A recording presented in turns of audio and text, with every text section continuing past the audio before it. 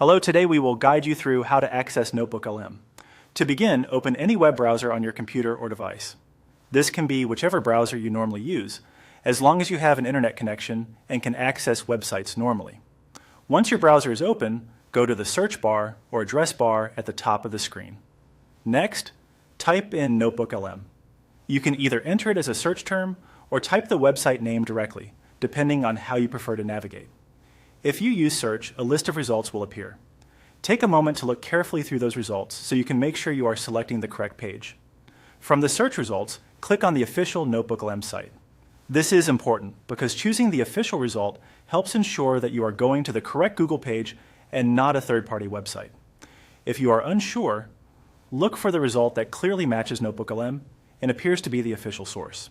Once the Notebooklm page opens, look for the button that says Try Notebooklm and click on it. This will take you to the sign-in stage so you can access the service. Depending on your browser or your account status, this page may load immediately or it may take a few seconds.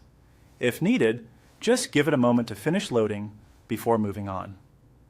After that, choose your Google account to log in. If you are already signed into Google in your browser, you may simply need to select the account you want to use. If you are not signed in yet, you will be prompted to complete the on-screen login process. Follow the instructions shown on your screen to continue.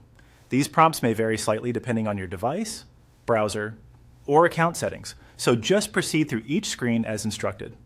As a helpful tip, make sure you use the Google account you want associated with Notebooklm, especially if you use multiple accounts for personal and work purposes. That can help you avoid confusion later when accessing saved notebooks or connected content. Once you finish the sign-in process, you should be able to access Notebooklm and begin using it. If the page does not open right away, try refreshing your browser or repeating the login step carefully. That's it. You have successfully gone through the process to access Notebooklm.